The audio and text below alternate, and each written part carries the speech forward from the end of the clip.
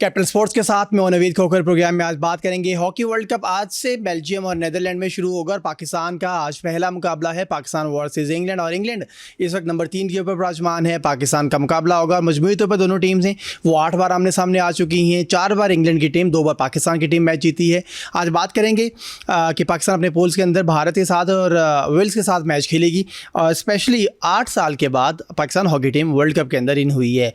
गुज़श्ता ये इवेंट में पाकिस्तान की टीम है क्वालिफाई नहीं कर सकी थी और मजमूई तौर पर पाकिस्तान 4 बार वर्ल्ड कप पे ये टाइटल अपने नाम कर चुका है। और हॉकी वर्ल्ड कप से पहले ही खिलाड़ियों और कोचेज़ के अकाउंट में 2 करोड़ रुपए हैं जो वो जारी कर दिए गए हैं ताकि वो बगैर किसी परेशानी के, माली परेशानी के, इस वर्ल्ड कप को जारी रख सकें। इस पर बात करेंगे। और पाकिस्तान 17 अगस्त को वेल्स के खिलाफ मैच खेलेगा और फिर 19 अगस्त को पाकिस्तान वर्सेस इंडिया होगा। रिवायती हरीफ आमने सामने होंगे। आज इस पर बात करेंगे और बहुत सारी खबरें होंगी जो जुड़ी हैं हॉकी वर्ल्ड कप से। उस पर बात करेंगे। सैयद ज़ैनुल आबिदीन हमारे साथ मौजूद हैं, पाकिस्तान नेशनल हॉकी कोच हैं। ज़ैन, खुश आमदीद कहते हैं आपको शो में। और अजमत अली खान हमारे साथ मौजूद हैं। जी, अजमत अली खान हॉकी प्लेयर हैं। अजमत, खुश आमदीद कहते हैं आपको। थैंक यू सो मच अजमत। और ज़ैन की तरफ सबसे पहले बढ़ेंगे। ज़ैन, बड़ा लंबा चौड़ा इंतज़ार होता है जब हम जर्नलिस्ट हैं पाकिस्तानी, नेशनल गेम है हॉकी की, और फिर 8 साल आप वर्ल्ड कप से दूर है। सबसे पहले तो ये जानना चाहूँगा कि कितनी एक्साइटमेंट है इस वर्ल्ड कप को लेके और specially Pakistan in world cup. बिस्मिल्लाहिर्रहमानिर्रहीम। सबसे पहले तो कौम को मुबारकबाद कि 8 साल के बाद पाकिस्तान ने वर्ल्ड कप के लिए क्वालिफाई किया और आज रात 10 बजे मैच खेलने जा रहे हैं। तो एक्साइटमेंट तो हमारी बहुत ज़्यादा अरूज पे है, लेकिन उसके साथ ही साथ कुछ फैक्ट्स भी हैं जिनके ऊपर आज हम बात करेंगे। हनान शाहिद जो है आज फेवरेट प्लेयर हो रहा है अटैकर के लिहाज से, और उसमें क्योंकि प्लेंटी कॉर्नर स्पेशलिस्ट भी है, यंग टैलेंट है, तो बहुत सारी उम्मीदें हैं कौम को हनान शाहिद से। और अभी जैसे कि आपने देखा कि अमाद भट्ट को कप्तानी से चेंज किया और अबू बकर को आगे कप्तान लेकर आए। तो इसमें मैं ये समझता हूँ कि टीम को एज अ टीम वर्क करके खेलना चाहिए ताकि उसके अंदर जो है हम शॉर्ट पासेस को, कम्बिनेशंस को, फिर अगेन बात करते हैं शॉर्ट पासेस बहुत ज़्यादा ज़रूरी हैं। जब तक हम लोग शॉर्ट पासेस के ऊपर नहीं आएंगे और अगर हम इंडिविजुअल गेम की तरफ जाएंगे तो फिर हमें लॉस होने का ख़तरा है। जब हम कम्बिनेशन बनाकर जाएंगे तो डेफिनेटली हम अगली टीम को प्रेस भी करेंगे और अपॉर्चुनिटीज़ के ऊपर हम गोल भी स्कोर करेंगे। बिल्कुल ठीक है। और अजमत, आप क्या कहना चाहेंगे?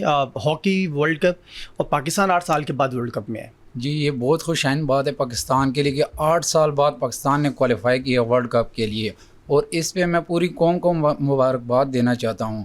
तो जैसे जैन भाई ने बताया ना, सबसे जो है ना इसमें अटैकिंग हॉकी हमें आज खेलनी चाहिए, क्योंकि लास्ट टाइम आपने देखा है ना प्रो लीग में भी खेले अच्छे, उसमें हमारे एक अमाद भट्ट साहब नहीं थे कैप्टन जो थे, और उसके अलावा अनान शाहिद और सुफियान अनफिट थे। तो आज इंशाल्लाह उम्मीद तो अच्छी है इंशाल्लाह कि पाकिस्तान कम बैक करेगा, तो इंशाल्लाह पाकिस्तान विन करेगा। ओके, ठीक है। मैं आपकी तरफ आऊँगा ज़ैन। चलें, एक्साइटमेंट भी है और पाकिस्तान टीम अभी रिसेंटली हमने देखा कि आपने कोरिया के ख़िलाफ़ मैचेस भी खेले, होम ग्राउंड के ऊपर आपने उनको शिकस्त दी है, आप सीरीज़ जीते हैं। लास्ट मैच तो आप अंडर 21 को आई थिंक खिला रहे थे। बट पाकिस्तान ने बिफोर वर्ल्ड कप क्या क्या तैयारियाँ की थी? बिल्कुल, पाकिस्तान की जो तैयारियाँ उसके अंदर हमारे फॉरेनर कोचेज़ आए हैं, उन्होंने टीम का चार्ज संभाला। उसमें एक पाकिस्तानी कोच अदनान ज़ाकिर आए, उन्होंने टीम को संभाला। लेकिन देखें, एकदम से ही कोच आए और एकदम से वो टीम के ऊपर काम स्टार्ट कर दिया। लेकिन वर्ल्ड कप आ गया तो अभी उनको, मैं ये समझता हूँ कि जिस तरह से तैयारी करवानी चाहिए थी उस तरह का टाइम नहीं मिल सका। लेकिन बहरहाल जो चीज़ है, जो स्टफ़ आपके पास मौजूद है, जो आपकी टीम सेलेक्टर्स ने आपको सिलेक्शन करके दी है, तो उसके मुताबिक उन्होंने उसके ऊपर काम करना है और आ गया है होप कि अच्छा रिज़ल्ट आए। अगर हम बात करें गोलकीपर्स डिपार्टमेंट की, तो इसमें आज हमारे पास वकार हैं और अली रज़ा हैं। तो अगर हम अली रज़ा की परफॉर्मेंस के ऊपर बात करें तो आपने देखा लास्ट टाइम उसने स्ट्रोक भी सेव किया और काफ़ी ज़्यादा उसने गोल्स के जो कंफर्म गोल्स थे उसको उसने सेव किया। तो मैं ये समझता हूँ कि इसने अली रज़ा के जो मोराल है उसके अंदर काफ़ी ज़्यादा अप हुआ होगा और वो ये आज कौम के लिए खेलेगा। और जैसे लास्ट मैचेस में हमने उसकी परफॉर्मेंस को भी देखी तो इंशाल्लाह हम लोग उम्मीद कर रहे हैं कि बहुत अच्छी चीज़ हो। ज़ैन, 11 कौन सी नज़र आती है आपको? आज पहला मैच है और अब 11 है जो आपके जहन में कौन सी वाली है कि जिसे पाकिस्तान को उतारना चाहिए? इसमें अब्दुल हनान शाहिद है, फॉरवर्ड खेल रहा है, और अच्छा है। लास्ट टाइम भी उसने 2-3 गोल्स बड़े अच्छे किए, और उसकी एक बात बड़ी अच्छी मैंने कोरिया के मैचेस में देखी है कि उसने रनिंग गोल्स स्कोर किए हैं। कीपर को उसने टोटली वन साइडेड डॉच दिया, कम्बिनेशन बनाया, जो कम्बिनेशन हम बात करते हैं कि कम्बिनेशन के बगैर कोई चीज़ नहीं हो सकती। वन पर्सन जाके वन मैन शो नहीं करेगा जब तक आपके 3-4 कम्बिनेशन में नहीं होंगे। और आप वो देखें, मूव बड़ी ज़बरदस्त उसकी थी, और कीपर टोटली लेफ्ट साइड के ऊपर खड़ा हो गया था कि भाई ये यहाँ पे आके स्टॉप हो जाएगा, लेकिन उसने वहाँ से बॉल को उठा के राइट नेट के ऊपर मारा और गोल स्कोर किया। तो मैं ये समझ रहा हूँ कि अब्दुल हनान शाहिद, उसके साथ अफराज है, अफराज बहुत अच्छा फॉरवर्ड आया है, अब्दुल वहीद है जो कि राना वहीद के नाम से भी फेमस है। तो ये यंग टैलेंट हैं जो अभी फिजिकल फिट भी हैं, जिनसे हमें उम्मीदें भी हैं। तो अभी इसमें आज के मैच में हम देख रहे हैं कि अमाद बट जो है वो मिडफील्डर के तौर पे आगे आएंगे। ठीक है। और आप ये समझें कि जो 50 की लाइन होती है वो पूरी आपकी डेंजरस लाइन है। 50 की लाइन ने आपको आपकी 75 को भी कवर करना है, फॉरवर्ड्स के साथ भी कॉम्बिनेशन बनाना है, और उन्हें बैक के ऊपर 25 को भी कॉम्बिनेट करना होता है। और जो सेंटर हाफ हमारे खेल रहे होते हैं, मिडफील्डर जिनको हम कहते हैं, क्योंकि अभी थोड़ी सी स्ट्रेटजी इनकी चेंज हो गई है, पोजीशंस वगैरह सेम फुटबॉल वाले आ गए हैं इसके अंदर, जो नए रूल्स आए हैं। तो मिडफील्डर्स की बहुत भारी जिम्मेदारी बनती है कि वो 50 के नीचे से बॉल अपने पास 1 सेकंड के लिए भी स्टे ना करें, क्योंकि जैसे ही आपकी बॉल 50 लाइन से पीछे आके रुकेगी, आपके ऊपर अटैक के चांसेस बहुत ज़्यादा बढ़ जाते हैं। तो इस चीज़ को हम लोग ख़त्म करने के लिए क्या करते हैं कि हमने शॉर्ट पासेस, और फिर अगेन वही बात कि लेफ्ट साइड जो है हमारी, जितना हम लेफ्ट साइड के ऊपर चलाएंगे बॉल को और मैन टू मैन मार्किंग करके खेलेंगे, तो इंशाल्लाह हम लोग ये इंग्लैंड तो क्या किसी भी कौम को हम शिकस्त दे सकते हैं। इंग्लैंड आई थिंक मुश्किल हदफ है। आप आज तक अपने इंग्लैंड के साथ 8 मैचेस खेल चुके हैं, 4 उन्होंने जीते, 2 हारे। चले हम इसको इन स्टैट्स को साइड पे रख देते हैं अजमत, कि आपने उनके साथ क्या जीता क्या हारा। आज एक नया दिन है, एक नया मैच है, और पाकिस्तान ऑलरेडी कोरिया को शिकस्त देके, नो डाउट कोरिया नंबर 23वें के ऊपर मौजूद थी, इंग्लैंड नंबर 3 के ऊपर मौजूद है, पाकिस्तान आई थिंक नंबर 12 के ऊपर मौजूद है। बट किस तरह से देखेंगे आज के मैच में एक नई हॉकी टीम अगेंस्ट इंग्लैंड? देखिए, जो हरमन क्रूज़ ने भी टीम को ज्वाइन किया है, तो उनकी प्लानिंग क्या है उसके बारे में तो हमें नहीं पता, लेकिन जितना मैंने इधर कैंप अटेंड किया है ना, तो तैयारी उन्होंने बहुत अच्छी की है। मिडफील्ड में जैसे कि वो अगेन बात आज मिडफील्डर का बहुत अहम रोल है, जैसे गजनफर है, मोइन शकील है, ज़करिया है, अमाद बट है, ये फॉरवर्ड को भी सपोर्ट करेंगे। फॉरवर्ड लाइन में हमारे पास जो मेन प्लेयर है, अनान शाहिद है, राना वहीद है, राना अब्दुल वहीद है, अफराज है, अहमद नदीम है, तो इनको भी सपोर्ट करेंगे और डिफेंस को भी करेंगे, मैन टू मैन मार्किंग करेंगे। ये जो है ना, अब एशियन स्टाइल से नहीं खेल रहे, ये यूरोपियन स्टाइल से खेल रहे हैं, 3-4-3 से खेल रहे हैं। तो इसमें इंशाल्लाह उम्मीद है कि मैन टू मैन मार्किंग करेंगे तो रिजल्ट प्रोड्यूस होगा। अब कोच का काम है प्लान देना, आगे प्लेयर्स का काम है उस प्लान को एग्जीक्यूट करना, और रिजल्ट प्रोड्यूस होगा। और पाकिस्तान को चाहिए कि फील्ड कोशिश करें, ज़्यादा से ज़्यादा अटैकिंग हॉकी खेलें और फील्ड गोल करें। ठीक है। अच्छा, अभी कितना के इत्तेफाक करते हैं आप अजमत किस बात से कि अब प्लानिंग कोच ने दे दी है, यहाँ ऑलरेडी कैंप वगैरह भी लगा, जिसको शायद आपने भी देखा होगा, अजमत बता रहे हैं कि उन्होंने भी इसको देखा, उस सारे ट्रेनिंग्स को देखा है कि आज अगर पाकिस्तान अपना वो जो प्लान कोच की तरफ से आएगा उसको एग्जीक्यूट करने में कामयाब हुए, तो पाकिस्तान आज ज़्यादा बेहतर होगा अगेंस्ट इंग्लैंड। जी बिल्कुल, कोच ने जब आपको प्लान दे दिया, अब प्लेयर्स ने उसको जाके एग्जीक्यूट करना है। अगर प्लेयर उसके ऊपर अमल ही ना करें, वो ग्राउंड में जाके अपनी प्लानिंग शुरू कर दें, उस टाइम कोच क्या कर सकता है? तो ये बहुत ज़्यादा चीज़ अभी हमें देखने की ज़रूरत है, क्योंकि लास्ट टाइम मैंने जो मेरी ऑब्जर्वेशन है पाकिस्तान कोरिया के मैचेस के अंदर, तो टोटली इसके अगेंस्ट हुआ। कोचेस उनको बाहर से प्लान्स दे रहे थे और ग्राउंड में जाके रिजल्ट और आ रहे थे, कोचेस बाहर से और बोल रहे थे, अंदर जाके वो और काम कर रहे थे। तो हमने इस चीज़ को समझना है।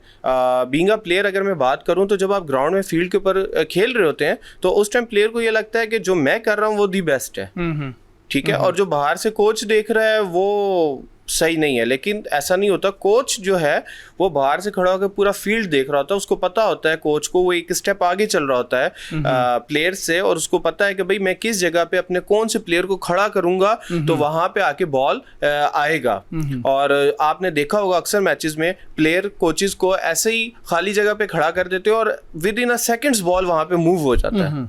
लेकिन अगर जो प्लेयर बात नहीं मानते कोचेस की और वो उस पोजीशंस को छोड़ देते हैं, तो वो फिर खमियाजा पूरी कौम को उठाना पड़ता है, क्योंकि पूरी टीम जो है वो पूरी कौम को लीड कर रही होती है। तो हमने अपनी जो पोजीशंस हैं वो देखनी है। अभी लास्ट टाइम मैं देख रहा था मैचेस के अंदर कि आपका अजमत भी मेरी इस बात से इत्तेफाक करेंगे कि हमने देखा कि हमारा पाकिस्तानी प्लेयर जो है कोरियन के ऊपर, वो एक के ऊपर गया, बॉल उन्हें पास कर दी, फिर वो उसको उधर जा रहा है, तो वो पूरे कोरियन 5 उसको दरमियान में फिरकी बना रहे हैं। आपने ये काम नहीं करना है। आपके अगर एक मैन आपने ले लिया है, उसके पास बॉल निकल गई है, आप उस मैन के साथ तो खड़े हो जाएं।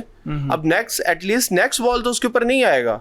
अगर आप फिरकी बना के उधर जाएंगे, जलेबी बनाना शुरू कर दें, तो क्या होगा कि वो आपको पासेस के ऊपर घुमाते रहेंगे, और जो आपकी बात होनी है, जो बॉल आनी है, वो ना आप पहले वाले से ले सकेंगे ना दूसरे से ले सकेंगे, और काउंटर लग जाएगा। इसके अंदर मैं ये समझता हूँ कि गोलकीपर जो होता है, जो हमारे फुल बैक हैं, वो भी सेकंड गोलकीपर होते हैं। अगर गोलकीपर आपका लेफ्ट पोल के ऊपर गया है और लेफ्ट साइड से अटैक हो रहा है, तो राइट साइड का जो फुल बैक है उसको फौरी तौर से राइट पोल जो है वो कवर करना है, ताकि काउंटर ना लगे। अगर काउंटर लगे तो उस सूरत में वहाँ पे फुल बैक ऑलरेडी मौजूद हो। ठीक है।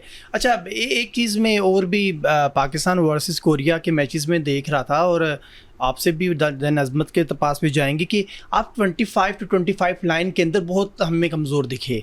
शायद यहाँ पे मिडफील्डर और फॉरवर्ड्स की एक फ़ुटबॉल में एक टर्म आपने देखी, रिसेंटली वर्ल्ड कप हुआ फुटबॉल में, आप 11 के बजाय 22 होके खेलते हैं, वही 11 पीछे खेलते हैं, वही 11 आगे खेलते हैं। वो आपका प्रेशर, जब आप गोल करने के लिए जाते हैं, अटैकिंग मोड में जाते हैं, तो आप 10 जा रहे होते हैं कम से कम। तो जब आप रुकने के लिए आते हैं तो 10। आपने स्पेन के मैच देखा, Spain versus Argentina football FIFA world cup का फाइनल मैच, सेम उसी पैटर्न से उन्होंने जीता। या हॉकी के अंदर ऐसा क्यों नहीं है कि आप वाई नॉट के आप मिडफील्डर भी, बट जो फॉरवर्ड्स हैं, ये कम से कम 8 प्लेयर आगे भी और पीछे भी खेलें, और 25 to 25 लाइन है जो उसमें हमने देखा कि बहुत स्लो है। आप डॉज करने, कितने लोगों को डॉज कर लेंगे, आप कितने प्लेयर से डॉज करके बॉल निकाल के ले जाएंगे। वाई नॉट कि आप पासिंग करें और जल्दी पास करें, और 1-2 सेकंड्स के अंदर बॉल उस कॉर्नर से इस कॉर्नर तक आए। अभी भी पाकिस्तान की हॉकी आई थिंक सो बहुत स्लो है इस मामले पे, क्या कमेंट करेंगे? बिल्कुल, आपने अभी बात की है कि हम लोग स्लो हॉकी खेल रहे हैं, और स्लो हॉकी खेलने की मेन रीज़न हम लोग अपने विंग्स जो हैं राइट और लेफ्ट, स्पेशली हम लोग अपनी लेफ्ट साइड को बिल्कुल यूज़ नहीं करते। आप मैचेस में देखें कि बॉल या तो राइट साइड से बार अटैक पे जा रहा होता है या सेंटर में आ रहा होता है। हाँ। लेफ्ट साइड आपकी बिल्कुल खाली पड़ी हुई है। आप लेफ्ट साइड को यूज़ करें और आपका with in a second 1 or 2 second आपको बॉल पहुंच जाएगा, 75 को क्रॉस करेगा और डी में। यहाँ पे जो स्ट्रेटजी है वो ये है कि आपने अपने 2 अटैकर, चाहे आपका बॉल मिडफील्ड के ऊपर है, चाहे 75 पे, चाहे आपका 25 पे, आपने अपने 2 अटैकर्स गोलकीपर से नहीं हटाने। जब आपने अपने 2 प्लेयर गोलकीपर के ऊपर लगा दिए तो डेफिनेटली उनके जो 2 फुल बैक है वो उन 2 प्लेयर्स को कवर करने के लिए वहां पे आएंगे। तो जब आप खाली छोड़ देंगे डी को, उनकी 25 पे भी आपका अटैकर नहीं है, आपका अटैकर 50 पे खड़े हैं, तो डेफिनेटली उनके जो फुल बैक हैं वो ऊपर आएंगे, और उसकी नतीजे में क्या होगा, आपकी पूरी टीम को प्रेस लगेगा और टीम प्रेशराइज भी हो जाएगी। और अगर इसी के बरक्स आपके अटैकर्स वहाँ मौजूद हैं तो कोई ना कोई स्कूप जाएगा, कोई ना कोई काउंटर लगेगा, और यही काउंटर आपको मैच में चाहिए होता है। फिर दूसरी बात हम करेंगे, हमारे पास आज हनान शाहिद है, फिर उसमें सुफियान है जो कि प्लेंटी कॉर्नर स्पेशलिस्ट है। तो हम ये एक्सपेक्ट करते हैं कि जितने ज़्यादा हमें पीसीज मिलें तो हम उनसे फ़ायदा उठाएं। ये नहीं है कि हम लोग बॉल बनाते हुए स्लो कर दें, हम लोग उसको डिलीवर ना कर सकें उस तरह से।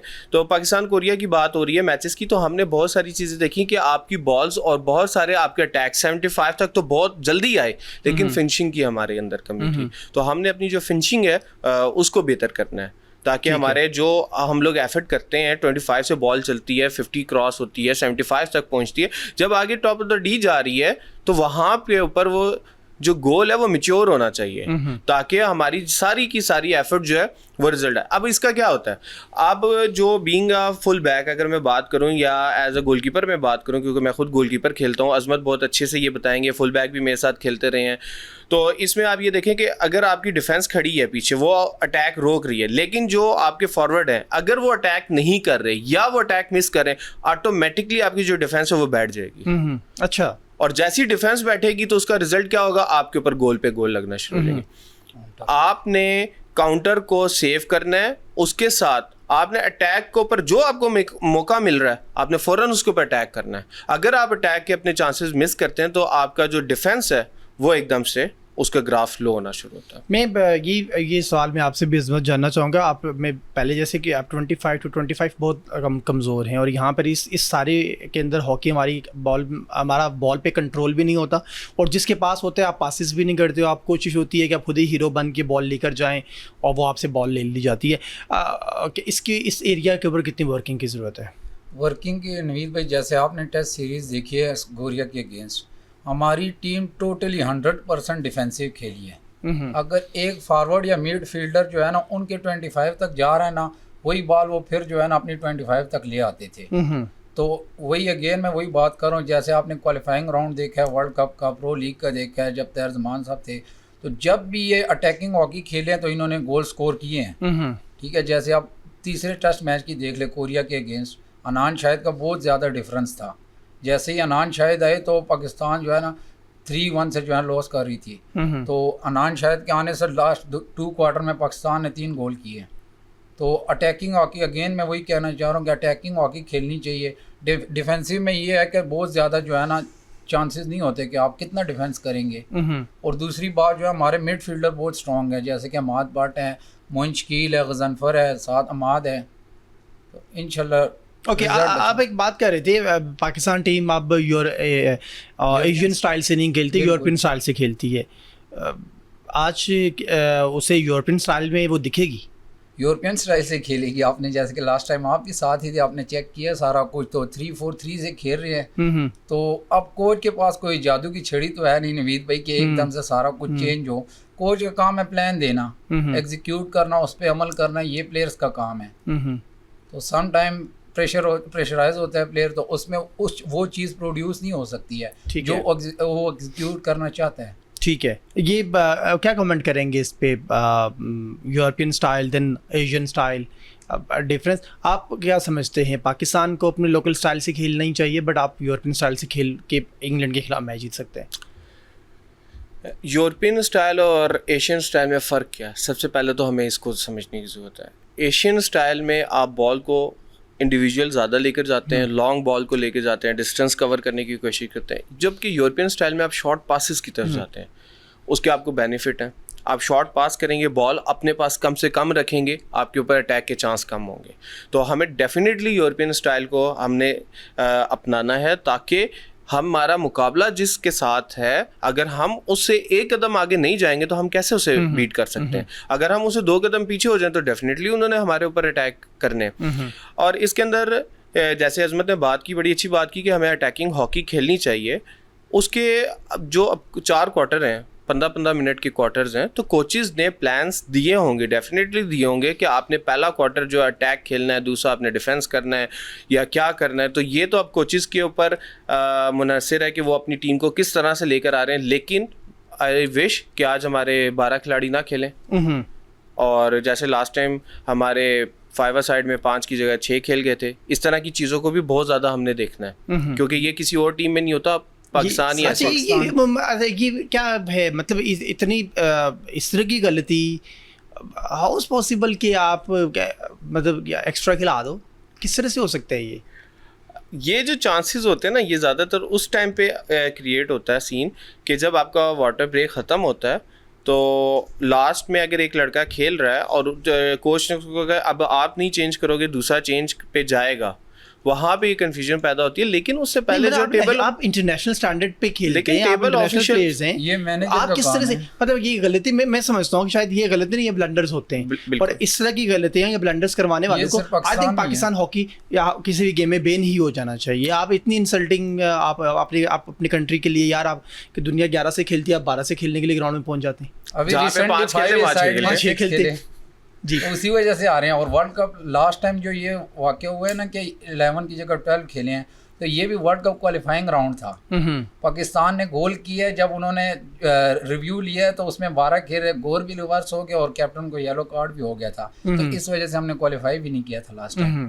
तो वो आई थिंक ये तो बहुत ज़्यादा इमेच्योरिटी है, और इसमें इन चीज़ों के ऊपर बिल्कुल हमें वर्कआउट करना चाहिए, लेकिन आप ये देखें कि यहाँ पे टेबल ऑफिशियल्स भी हैं, रैफ भी हैं, टीम मैनेजर भी है। नहीं अभी आपकी बात तो मेरे ख्याल में सारे गिले शिकवे ख़त्म हो जाना चाहिए। पाकिस्तान हॉकी टीम की 2 करोड़ रुपये भी मिल गए, उनके अकाउंट्स में चले गए हुए हैं, और देन साथ में इतना नहीं बड़ी लंबी चौड़ी कैबिनेट भी उनके साथ में मौजूद है, उनके फिजियो भी मौजूद हैं, उनके एनालिस्ट भी मौजूद हैं, उनके कोचेज़ भी मौजूद हैं। मतलब एक जो वेल स्टैंडर्ड टीम के साथ होता है तमाम तर वो चीज़ लोग मौजूद हैं उनकी हेल्प करने के लिए।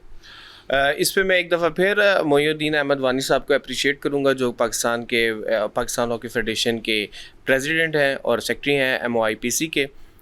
उन्होंने बड़े अच्छे इनिशिएटिव लिए, वुमेंस हॉकी के ऊपर भी उन्होंने बहुत काम किया, मेंस हॉकी के ऊपर भी काम किया। जितने आपकी रिक्वायरमेंट्स थी, इन्होंने कहा फॉरेनर कोचेज़ चाहिए, उन्होंने 1 नहीं 2 नहीं 3 नहीं 4 5 फॉरेनर कोचेज़ उन्होंने दे दिए। अब यहाँ पे हमें इस चीज़ की ज़रूरत है कि जितनी चीज़ें हमारी सुनी गई, जितनी बातें हमारी मानी गई, अब हम उसके मुताबिक परफॉर्म करके टीम को हम तोहफ़ा दें। अगस्त का महीना चल रहा है, तो मैं ये समझता हूँ कि हम लोग इस महीने में वर्ल्ड कप के अच्छे मैचेस खेल के आज़ादी का तोहफ़ा देना चाहिए। आप तो बात कह रहे हैं ना हम अच्छे मैचेस खेल के तोहफ़ा देने के, आप यकीन करें कि अब हालात ये आ गए हैं कि लोग अक्सर ये सवाल करते हैं और हमसे सवाल करते हैं, तो हम तो चलें हॉकी को या पाकिस्तान में स्पोर्ट्स को प्रमोट करने के लिए बैठे हैं यहाँ पर, वही करते हैं। बट लोग ये सवाल करते हैं यार हॉकी टीम चली गई है, अब की बार क्या कुछ नया लेकर आएंगे, कोई कंट्रोवर्सी, कोई 11 से 12, कोई 5 से 6, कोई भाग गया, किसी के पास पैसे नहीं तो वहाँ से उन्होंने चीखना चिल्लाना शुरू कर दिया। तो बड़ी अजीबोगरीब यादें हैं हमारी इस पिछले 8 10 20 15 साल के अंदर हॉकी टेन्योर में, कि जब टीम कहीं पे मूव करती है तो कुछ ना कुछ नई कंट्रोवर्सी जन्म ले लेती है। अल्लाह खैर करे पाकिस्तान के लिए, और वर्ल्ड कप में स्पेशली हम ज़रूर बैक करेंगे इस वक्त टीम को कि जब आप किसी कंट्रोवर्सी के बगैर वर्ल्ड कप में जाएं, अच्छी हॉकी खेलें। जीत हार तो चले एक अलग चीज़ है, आपने मेहनत की होगी तो आप जीतने के लिए जाएंगे, बट कोई कंट्रोवर्सी, कोई पाकिस्तान का नाम डाउन करने की कोई इस तरह की वहाँ साजिश ना हो जाए, कोई बात ना हो जाए। अब तो ये भी डर लगता है साथ में। इस दफ़ा वर्ल्ड कप में पहली दफ़ा हमने देखा है कि टीम गई है, और स्पेशली हमारे ओलंपियंस की तरफ से तनकीद आने के बजाय तमाम एक प्लेटफॉर्म पे इकट्ठे हुए हैं और उन्होंने पूरी टीम को बैकअप किया है। ये एक अच्छी चीज़ हमने देखी, और इसी चीज़ को देखते हुए हम ये उम्मीद कर सकते हैं कि डेफिनेटली अब हमारा आगे टीम भी अच्छा रिस्पांस करेगा। लेकिन इंशाल्लाह जो हमारी ऑब्जर्वेशंस है उसमें यह है कि आज आपको एक नई टीम नज़र आएगी और टीम के अंदर एक नया जज्बा नज़र आएगा, और आप इंशाल्लाह पाकिस्तान इंग्लैंड को बहुत टफ टाइम देगा। अच्छा, आप किस तरह से देखते हैं अजमत, नई टीम तो हम बात आप भी कर रहे हैं कि नए प्लेयर हैं, यंग टैलेंटेड हैं। अच्छा, 2 आपके साथ हैं जिस तरह अहमद बट हैं, अबू बकर हैं, इनको लास्ट वर्ल्ड कप के भी एक्सपीरियंसेस हैं, और ज़्यादा वर्ल्ड कप खेलने वाली टीम तो यहाँ पर मौजूद नहीं है, बट 2-3 प्लेयर्स आपके पास ज़रूर मौजूद हैं इस टीम के अंदर, स्क्वाड के अंदर। कितनी हेल्प होगी इन पुराने प्लेयर से, इन तजर्बाकार प्लेयर से वर्ल्ड कप का जो एक्सपीरियंस है वो उसको लेके? हेल्प तो बहुत ज़्यादा मिले, क्योंकि अहमद बट लास्ट जो है 2013 से खेल रहे हैं, एक्सपीरियंस प्लेयर इस टाइम टीम के, और मैंने खुद उनको नोट किया इस चीज़ में कि हर प्लेयर को सपोर्ट करते हैं। टीम के जितने भी प्लेयर्स हैं ना जूनियर, उनको हर मामले में सपोर्ट करते हैं, चाहे वो गेम का हो, जो भी हो, कि मैदान के अंदर भी मैदान के बाहर भी जो डिफ़िकल्टीज़ आई हैं। और दूसरी बात आपने कहा ना फंडिंग का, तो इस बार अल्हम्दुलिल्लाह ये फर्स्ट टाइम है कि प्लेयर्स को एडवांस में डेलियाँ दी गई हैं, ऑफिसर को डेलियाँ दी गई हैं, कोई इस तरह की प्रॉब्लम्स नहीं हैं, और सारे एक प्लेटफॉर्म पे है, और इंशाल्लाह जज्बा नज़र आएगा कौम को इस बार। ठीक है। अच्छा, ये सेम मैं आपसे भी क्वेश्चन करना चाहूँगा कि 2 प्लेयर्स हैं आपके ऑलमोस्ट मौजूद होंगे जो आई थिंक 11 में भी होंगे, तो ये अपना जो एक्सपीरियंस है किस तरह से नए प्लेयर्स हैं उन तक कन्वर्ट करेंगे? मैं ये समझता हूँ कि अहमद बट आज मिडफील्ड पे रहते हुए हनान शाहिद को, अफराज को और राना वहीद को, इन तीनों को आगे खिलाएंगे, और उनकी एक्सपीरियंस से हमें फ़ायदा होगा। लेकिन जो हनान शाहिद है, मैं ये एक दफ़ा फिर कहूँगा कि आज बहुत ख़तरनाक हो सकता है अटैकिंग के लिहाज से इंग्लैंड के लिए, और उसके साथ राना वहीद मौजूद है। तो हम लोगों ने इस चीज़ को देखना है कि हमारे ये अटैकर्स जो हैं फिनिशिंग किस तरह से कर रहे हैं। हमने फिनिशिंग के ऊपर बहुत काम करना है, और इंशाल्लाह जैसे ही हमारी फिनिशिंग कंप्लीट होगी आप देखेंगे कि हमारे गोल्स स्कोर पे स्कोर आप क्योंकि ज़ैन खुद से हॉकी में एज आ गोलकीपर खेलते हैं, तो गोलकीपिंग डिपार्टमेंट बहुत मजबूत होना चाहिए। हमने देखा वर्ल्ड कप में, अगर आप फीफा वर्ल्ड कप की बात कर लें फुटबॉल में, तो अब की बार का जो वर्ल्ड कप हुआ उसमें गोलकीपर्स ने अहम किरदार अदा किया। बहुत सारे गोलकीपर्स जो दुनिया नहीं जानती थी और आपके बारों ने दुनिया ने जानना शुरू कर दिया। हॉकी में ये गोलकीपर्स का डिपार्टमेंट है वो कितना इम्पोर्टेंट, देन पाकिस्तान का गोलकीपिंग डिपार्टमेंट कितना स्ट्रॉन्ग है?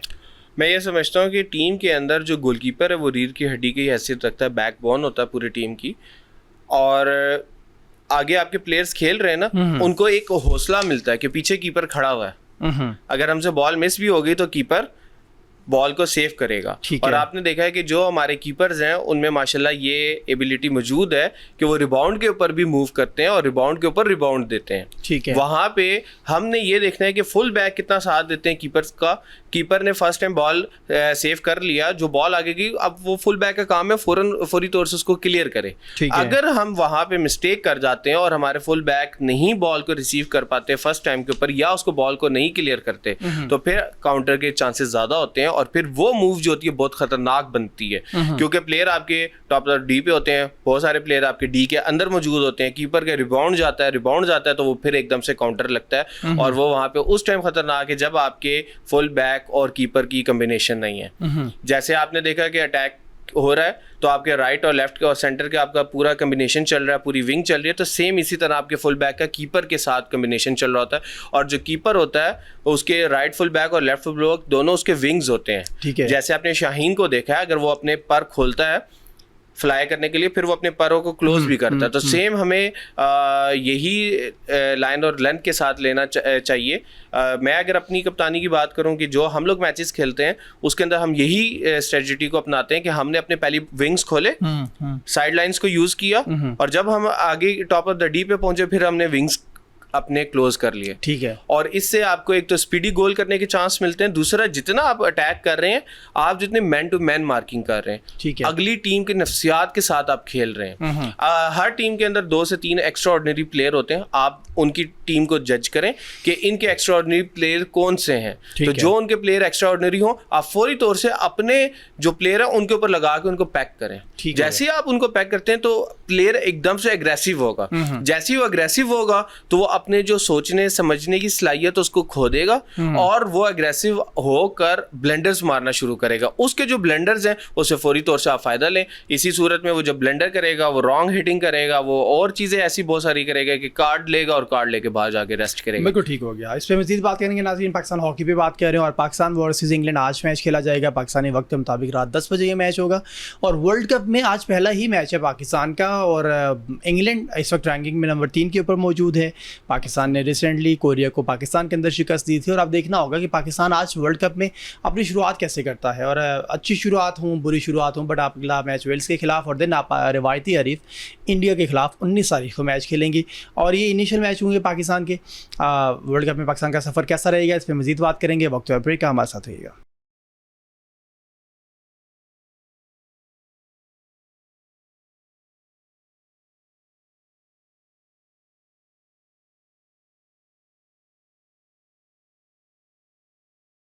Welcome back. की बात करें आज पाकिस्तान हॉकी के हवाले से, और पाकिस्तान वर्सेस इंग्लैंड आज आमने सामने, और पाकिस्तान और इंग्लैंड का मैच पाकिस्तानी वक्त के मुताबिक रात 10 बजे होगा, और इंग्लैंड नंबर 3 के ऊपर विराजमान है। पाकिस्तान ने इस वर्ल्ड कप में जाने से पहले काफ़ी मेहनत भी की है। पाकिस्तान वर्सेस कोरिया की टेस्ट सीरीज़ थी जिसमें 4 मैचेस थे, और पाकिस्तान ने 3-1 से ये सीरीज़ अपने नाम की थी। इस पर बात करेंगे, 2 पाकिस्तानी प्लेयर्स हैं वो आज अपने तजुर्बे के साथ खेलेंगे, सबका वर्ल्ड कप का एक्सपीरियंस उनके पास मौजूद है, और देखना होगा कि young talented new team Pakistan की किस तरह से यूरोपियन स्टाइल के अंदर हॉकी खेलेगी और इंग्लैंड को शिकस्त देगी या फिर शिकस्त अपने नाम करेगी। और मेरे साथ मौजूद हैं जैन और अजमत अली खान हमारे साथ मौजूद है। यस जैन, वंस अगेन खुश आमदीद। और हॉकी, अच्छा ये बेल्जियम में और नीदरलैंड में आपके मैचेस हैं, और वर्ल्ड कप सारा यहाँ पे हो रहा है। आप पाकिस्तान में खेले हैं, आप रिसेंटली आप ऑस्ट्रेलिया भी गए हुए थे, कितना ये एक्सपीरियंस मुख्तलिफ होगा आपका पाकिस्तान में खेलने का दिन आपका यूरोप में जाके खेलने का? Thank you so much. इसमें सबसे पहले तो मैं बात करूँगा कि जो अभी आपने सीरीज़ जीती है ना कोरिया से, होम क्राउड के ऊपर आपने खेला 22 साल के बाद। वहाँ तो आई थिंक टर्फ भी ब्लू होगी। टर्फ भी ब्लू है, और वो ज़्यादा आपके मसल्स को स्ट्रेच करता है और वो ज़ोर ज़्यादा लगवाता है। लेकिन जो इस टाइम अभी आप जीत की खुशी लेकर जा रहे हैं होम क्राउड की, मैं ये समझता हूँ कि ये बहुत ज़्यादा मैटर करेगा आपको आज के इंग्लैंड के मैच में। अगर हम डिफेंस की बात कर रहे हैं तो उसमें आज हमारे पास अबू बकर है और सुफियान है, इनको आज जिम्मेदारी लेनी पड़ेगी। इन्होंने डिफेंस ऑर्गेनाइजेशन के अंदर खुद को साबित करना होगा कि भाई ये एज अ सीनियर प्लेयर इसमें खेल रहे हैं और इन्होंने जिम्मेदारी के साथ वकार के साथ कम्बिनेशन बनाते हैं, गोलकीपर के साथ या अली रज़ा आते हैं तो कीपर के साथ इनका जो कम्बिनेशन होगा वो आउटस्टैंडिंग का होना चाहिए। उनको पता होना चाहिए कि हमने किस चीज़ को कैसे करना है। तो मैं ये समझता हूँ कि आज अबू बकर और सुफियान डिफेंस के ऊपर ये इन दोनों को जिम्मेदारी लेनी है ताकि हमारे, और फिर हमने 25 के अंदर हमने अपने कम से कम फाउल करने हैं। ठीक है, क्योंकि जैसे ही आपका फाउल हो गया 25 में आपका पीसी मिल गया, और अगर कोई आप सीरियस टैकल कर देते हैं, सीरियस फाउल करते हैं तो आपका प्लेंटी स्ट्रोक हो जाता है। तो ये 2-4 चीज़ें जो हमारा 25 का एरिया है इसके अंदर हमने इसको बहुत समझदारी के साथ, सेंसिबल और रिस्पॉन्सिबल हो के हमने इन चीज़ों को करना है ताकि हमारे अगेंस्ट पीसी कम से कम हो और जो हमारे अटैकर्स हैं वो ज़्यादा से ज़्यादा पीसी गेन करें ताकि हमारे पास अटैक की पोजीशंस स्ट्रांग हो सकें। इसमें बात फिर आ जाती है मिडफील्डर की। मिडफील्डर में हमारे कप्तान खेल रहे हैं, जो सबका कप्तान है माद भट्ट, उनके पास वर्ल्ड कप का एक्सपीरियंस भी है। अब यहाँ पे आप देखें कि जो मिड है ना, मिड ने फ्रंट अटैक को भी लेना है, डिफेंस को भी लेना है, और आज यहाँ पे इनके एक्सपीरियंसेस शो होंगे कि अपने वो तमाम एक्सपीरियंस और स्किल्स की बुनियाद के ऊपर किस तरह टीम को मैनेज करते हैं। हमने अकॉर्डिंग टू द सिचुएशन हर चीज़ को एक मैनेज करना होता है। बाहर से प्लान्स और हैं, हमने उसको देखा, एक्सेप्ट किया, अंदर जाते साथ ही प्लान और हो जाता है। हमने अब दोनों प्लान्स को मैनेज करके चलना है तो रिजल्ट हमारे आउटकम्स जो 100% आएंगे। ठीक हो गया। अजमत, ये पाकिस्तान की टीम यहाँ पाकिस्तान में प्रैक्टिस में रही है अगेंस्ट कोरिया, अब आप यूरोप में जाके खेल रहे होंगे तो ये एक्सपीरियंस किस तरह का होगा? ये एक्सपीरियंस तो थोड़ा सा डिफरेंट होगा क्योंकि होम ग्राउंड में आपको अपना होम क्राउड था, ठीक है, उससे जो एडवांटेज मिल रहा था, एडवांटेज होते हैं प्लेयर को मिलती है। और दूसरी बात आज के मैच में सबसे अहम बात है, अगर फॉरवर्ड लाइन में अनान शाहिद और राना वहीद और मिडफील्डर में ज़करिया और अमाद जो 35 नंबर जर्सी में है, अगर उन्होंने अपने आप को अच्छे तरीके से यूटिलाइज किया और साथ थोड़ा सा एज है कि सुफियान है, साथ अमाद भट्ट है, गजनफर एक्सपीरियंस प्लेयर हैं, ठीक है, इन्होंने थोड़ा साथ दिया तो रिजल्ट चेंज होगा। और दूसरी बात, डेंजरस फाउल ना करें। ठीक है, लेटेस्ट हॉकी में डेंजरस फाउल जो है ना उसका बहुत अहम रोल है। अगर आप डेंजरस फाउल करेंगे उनको पीसी भी मिलेगा, पेनल्टी स्ट्रोक भी मिल सकते हैं और साथ में येलो भी मिल सकता है। अगर खुदा ना ख्वास्ता कोई ऐसा एक फाउल होता है, एक प्लेयर भी बाहर होता है, तो बहुत ज़्यादा नुकसान होगा टीम को। अच्छा, किस तरह से बचा जा सकता है पीसी से और पेनल्टी स्ट्रोक से? बिल्कुल, हमने मिडफील्डर्स को ट्रायंगल में लेके जाना है, ठीक है, ताकि हमारा ट्रायंगल जो है वो डिफेंस के ऊपर भी चले, 2 हमारे मिडफील्डर, 1 हमारा ट्रायंगल, और यहाँ से हमें फ़ौरन मौका मिलेगा। इसी तरह सेम आगे हमारा अटैक के साथ होगी पोजीशन, तो जहाँ से हमें अटैक मिल रहा है वहाँ पे हमने फ़ौरन बॉल को पास करना है। अब ये नहीं है कि आगे आपका फील्डर खाली खड़ा है, आप कहें कि मैं खुद बॉल को लेकर रन करूँ। जितनी देर में आप रन करेंगे टीम अगली फ़ौरन तो पहुँच जाएगी अपने डिफेंस के ऊपर। तो आपने फर्स्ट टाइम बॉल को पास करना है ताकि आपका आ जाए। और जहाँ पे आपने डिफेंस की बात की कि भाई हम क्या ऐसी चीज़ करें कि हमारे ऊपर पीसीस कम हो, फाउल कम हो, तो उसका सबसे मेन चीज़ ये होता है कि आपके जो मैन टू मैन मार्किंग है जस्ट वो आपकी हो 25 के अंदर। आपको रश नहीं बनाना, रश बनाएंगे उसका सबसे बड़ा नुकसान, कीपर आगे ब्लाइंड हो जाता है। कीपर ब्लाइंड हो गया तो उसको नजर ही नहीं आ रहा। बिल्कुल, अपना प्लेयर कीपर के आगे आ जाए, उसको क्या नजर आएगा बॉल कब कहां से अटैक हो रहा है। इसलिए कीपर को आपने टोटली ओपन रखना है। आपका जो 25 की लाइन है उसने और सेंटर मिडफील्डर इन्होंने सेंटर को टोटल ब्लॉक रखना है ताकि आपके सेंटर से कोई भी अटैक सीधा ना आए। और जो साइड लाइंस हैं इंग्लैंड के लिए वो आप ओपन रखें, सेंटर को आप टोटली ब्लॉक लेकर चलेंगे और उसका आपको फायदा ही होगा। हम यहाँ पे ये देखते हैं कि जहाँ पे आपका रश बनता है आप मुट्ठी बना लेते हैं। मुट्ठी बनाने का नतीजा क्या होता है, पाँव पे लग गई कैरेट। अगर 25 से बाहर हो रहा है तो आपको फ्री हिट मिलेगी और वही कैरेट अगर फाउल आपका 25 के अंदर हो गया तो पीसी हो जाएगा। और अगर आप उसमें कंफर्म गोल को आगे कैरेट कर देंगे, यानी कि एक बॉल जा रहा है डी के अंदर से आपकी हिट लग गई है और आपका गोल में कंफर्म गोल जा रहा है, उसमें आप कैरेट करवा दें तो सीधा प्लेंटी स्ट्रोक है। और प्लेंटी स्ट्रोक तो 100% गोल होता है। बिल्कुल, तो हमने अपनी इन चीज़ों से बचना है, हमने खुद को सेव करके चलना है कि भाई हमारी वजह से कोई पीसी ना मिल जाए जिसके ऊपर गोल हो जाए। सबसे पहली चीज़ हमने इसको ऊपर ध्यान देना है। उसके बाद हमने ये देखना है कि हमने अपनी जो साइड लाइन्स हैं, फिर वही बात साइड लाइन की आ गई कि साइड लाइन बहुत इंपॉर्टेंट पार्ट है मैच के अंदर। ठीक है। हम जितना साइड लाइन, खास तौर पे लेफ्ट लाइन को हम जितना लेके चलेंगे उतना चलेंगे। ट्रायंगल हमने बना के चलना है। अब मैं, अगर मेरे पास बॉल है तो मेरे साथ आगे अजमत खेल रहे हैं, तो इनको पता होना चाहिए कि जैन ने बॉल कहाँ पास करनी है। सेम इसी तरह लेफ्ट वाले को पता होना चाहिए। हम जब ट्रायंगुलर टीम की पोजीशन को लेकर चलते हैं तो अब उससे क्या होगा, शॉर्ट पासेस, शॉर्ट कॉम्बिनेशंस और बॉल क्विकली मूव होगा। ठीक है। अब अगर मैं खुद बॉल को यहाँ से रन करता हुआ उधर लेके जा रहा हूँ और अगर मैं यहाँ से पास दे रहा हूँ, तो दोनों में से कौन सी चीज पहले पहुंचेगी? यकीनन बॉल पहले पहुंचेगी। बॉल पहले पहुंचेगी। मकसद हमारा क्या है? बॉल पहुंचाना है, बंदा पहुंचाना नहीं।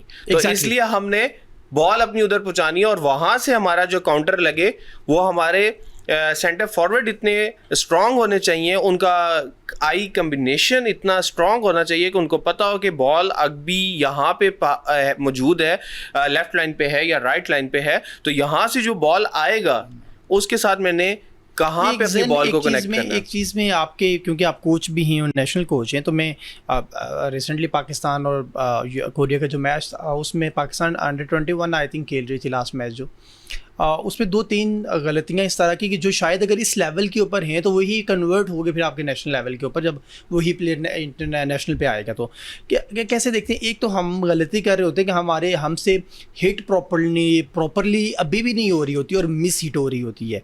उसका नुकसान ये होता है कि आप बॉल अब जहाँ पहुँचाना चाहते हैं, जिसको पास करना चाह रहे हैं, वो नहीं हो रही होती। सेकेंड वन जो इंतहाई इंपॉर्टेंट और वो गलती है कि आप बॉल का कंट्रोल ही आप रोक ही नहीं पाते बॉल को।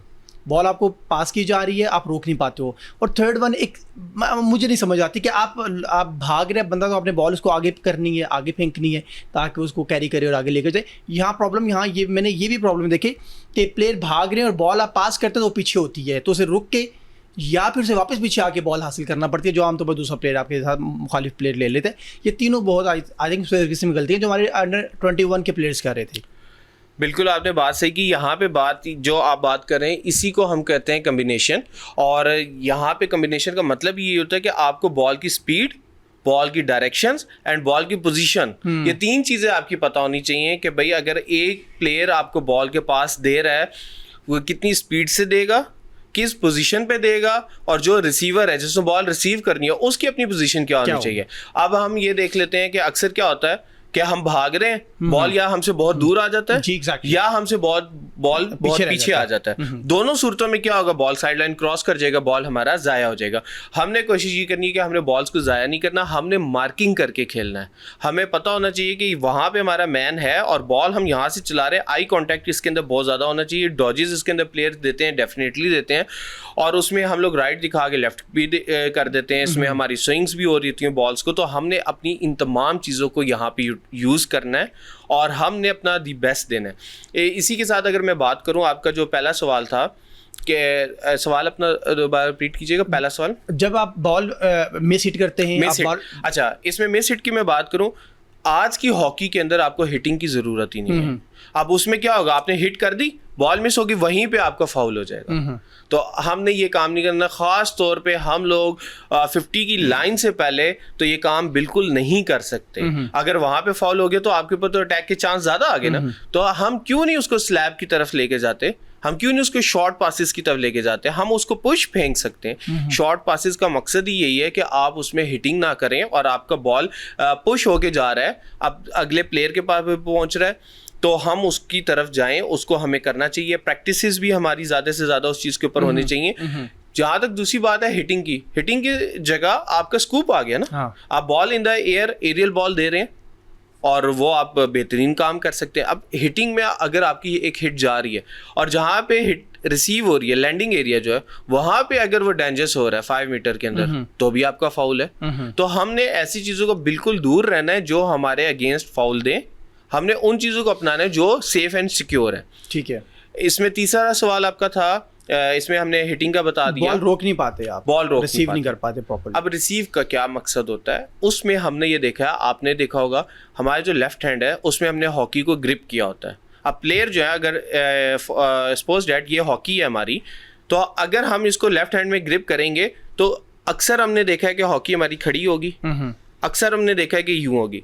अगर हम जब तक अपना लेफ्ट हैंड ज़मीन पे नहीं लगाएंगे, हमारी पूरी हॉकी ज़मीन पे नहीं बिछेगी, तो आपका बॉल तो उसके नीचे से भी निकल जाएगा। हमारा मकसद बॉल को रोकना है, तो हम लोग उसको लेफ्ट हैंड अपना जब फुल टच कर दें ग्राउंड के साथ, तो हमारी जो बॉल है उसको रोकने की जो कैपेसिटी है पूरी स्टिक जितनी हो जाएगी, तो हम ज़्यादा एरिया में अपनी रीच को कवर कर सकेंगे। लेकिन अगर हमारी स्टिक खड़ी है तो वो तो सिर्फ है ही 2-3 इंच की। एग्जैक्टली तो उसमें हमारे पास रोकने की चांसेस बहुत कम होते हैं। ठीक है असमत, क्या कहना चाहेंगे आप? आज जो कुछ गलतियां हमने यहाँ कोरिया के अगेंस्ट दोहराई, गो कि हम सीरीज़ जीत गए, हमने मैचेस जीत लिए, बट बहुत सारी चीज़ें ऐसी थी कि जो हमें ड्यूरिंग मैच हमें दिखाई दे रही थी कि पाकिस्तान को इस डिपार्टमेंट के अंदर, इस एरिया के अंदर, इस साइड पे हमें गलतियां हैं, उन पे कितना कंट्रोल कर सकेंगे? सबसे पहले मैं फिर अगेन वही बात करूंगा कि डेंजरस फाउल का ये मतलब नहीं है कि आपने जो है ना अपने डी में जो है ना डेंजरस फाउल नहीं करना है या कैरेट वगैरह नहीं करना है। डेंजरस फाउल आपका 25 के अंदर भी हो सकते हैं, 25 के बाहर भी हो सकते हैं। ठीक है, तो उस पे जो है ना बहुत ज़्यादा वर्क करनी चाहिए। अगेन मैं कहना चाहूँगा कि एक येलो खुदा ना ख्वास्ता हो गया ना तो टीम बहुत बैठ जाएगी बहुत जल्दी। ठीक है, तो उसको उस प्रेशर को फिर हैंडल करना बहुत मुश्किल होगा। ठीक है। और दूसरी बात, जैसे कि जैन भाई ने बात की है कि उनकी अपनी ऑब्जर्वेशन है, मैं अपने पॉइंट ऑफ व्यू से कहूँगा कि बॉल को खुद लेके जाने के बजाय दूसरे प्लेयर को खिलानी चाहिए। ठीक है, लेकिन आप इंग्लैंड के अगेंस्ट खेल रहे हैं, वर्ल्ड नंबर 3 टीम है, तो क्या आपके ख्याल से कि इंग्लैंड के डिफेंडर आपके फॉरवर्ड को मार्किंग नहीं करेंगे, ओपन छोड़ेंगे? ठीक है।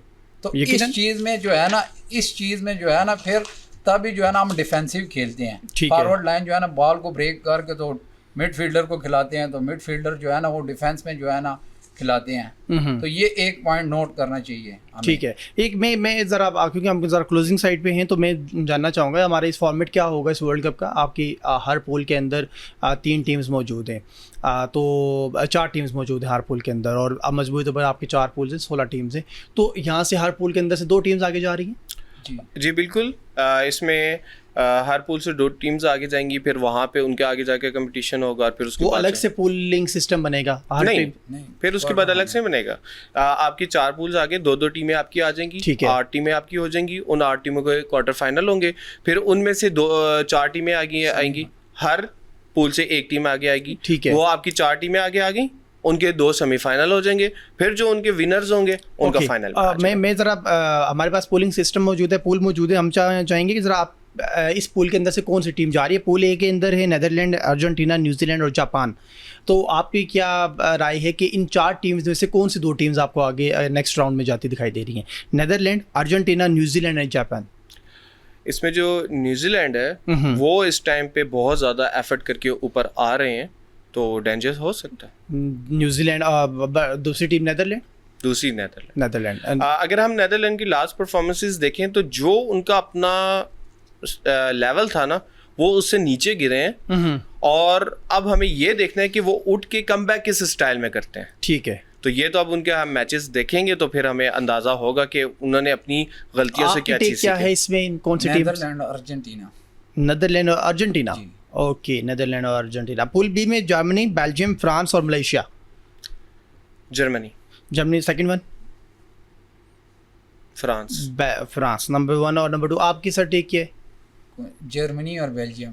जर्मनी और बेल्जियम तो फाइनल की टीम है नवीद भाई इंशाल्लाह। ओके। और पूल सी में ऑस्ट्रेलिया, स्पेन, आयरलैंड और साउथ अफ्रीका। इसमें स्पेन और South Africa. What your take sir? Australia और स्पेन। ऑस्ट्रेलियंस और स्पेन। और पूल डी के अंदर पाकिस्तान, भारत, इंग्लैंड और वेल्स। मुश्किल क्वेश्चन। हमारा चॉइस तो ये है, विश भी ये है कि पाकिस्तान आगे जाए। लेकिन इंग्लैंड और इंडिया, इंडियन हॉकी हमसे बेहतर है, बहुत बेहतर है। आप ये देखें कि इंडियन हॉकी में जब लास्ट टाइम शाहरुख खान ने इंडिया के ऊपर मूवी बनाई, उसके बाद इंडिया की हॉकी एकदम से बूस्ट हुई। क्यों हुई? क्योंकि आवाम जो है जो चीज़ टीवी चैनल्स के ऊपर देखेगी, जो स्क्रीन्स के ऊपर देखेगी, जो सिनेमाज में देखेगी, उसी के पीछे भागेगी। अब ये आप पे डिपेंड करता है, आप अपनी आवाम को क्या चीज़ दिखा रहे हैं। इसकी एक मैं मिसाल आपको ये देता हूं। ले लूँ जरा उनकी, तो दिन हम आगे इस पे बात करते हैं, ये बड़ा इंपॉर्टेंट है। पाकिस्तान, भारत, इंग्लैंड और वेल्स। इंग्लैंड और पाकिस्तान। इंग्लैंड और पाकिस्तान, ओके ठीक हो गया। अब यस प्लीज कंटिन्यू। अगर हम देखें अभी लास्ट टाइम टर्की ने जो ड्रामे बनाए, अर्तुगरुल गाजी, कोरलेस उस्मान, वो क्यों दिखाया? उन्होंने इसलिए दिखाया ताकि उनकी आवाम उन चीज़ों की तरफ आए। तो हमारी पाकिस्तान मीडिया को भी ये चीज़ चाहिए कि वो भी हॉकी के ऊपर वर्कआउट करें और हॉकी की बात करें, ताकि आवाम के अंदर जो ये एक जज्बा कह लें या एक चीज़ वो कह लें जो दब सी गई है, वो दोबारा से आए। अगर मेरी अक्सर बात होती है लोगों से तो वो कहते हैं क्या अभी पाकिस्तान में हॉकी हो रही है? अक्सर का ये सवाल होता है। बिल्कुल है। फिर उनको हम कैमरा में दिखाते हैं कि नहीं ये हमारे ग्राउंड्स देखें, ये आबाद है। तो मैं ये आपका शो है इस तवज्जो से पाकिस्तानी कौम को ये मैसेज देना चाहूँगा कि इस टाइम पाकिस्तान हॉकी के अंदर टैलेंट बहुत ज़्यादा मौजूद है। खुदारा आप लोग इसकी तरफ वापस आएँ ताकि आपके बच्चे आपका नाम रोशन करें और पाकिस्तान पूरी दुनिया में। थैंक यू ज़ैनुल आबदीन हमारे साथ मौजूद थे, अजमत अली हमारे साथ मौजूद थे, बात कर रहे थे पाकिस्तान वर्सेस इंग्लैंड मैच से मुताल्लिक। और आज एक ज़बरदस्त किस्म का match hockey world cup start हुआ है और वर्ल्ड कप में पहला मैच पाकिस्तान वर्सेस इंग्लैंड। देखना होगा पाकिस्तान आज इंग्लैंड को नाकुचने चबवाता है या फिर शिकस्त पाकिस्तान के नाम रहती है। अलबत्ता पाकिस्तान ने बड़ी मेहनत की है और मोहिउद्दीन वानी साहब ने यकीनी तौर पर जो इस वक्त प्रेसिडेंट है पाकिस्तान हॉकी फेडरेशन के, हॉकी के ऊपर बहुत काम कर रहे हैं। रिसेंटली कोरिया के साथ मैचेस, और ये भी कहा जा रहा है कि कनाडा की टीम भी पाकिस्तान में खेलने के लिए आएगी। न सिर्फ कनाडा की टीम बल्कि 3 दीगर ममालिक की टीम्स हैं, उनके साथ भी बातचीत चल रही है जो पाकिस्तान में खेलने के लिए, सीरीज़ खेलने के लिए पाकिस्तान में आएगी। आज के शो से अपने होस्ट नवीद खोखर को इजाज़त दें। अल्लाह हाफ़िज़।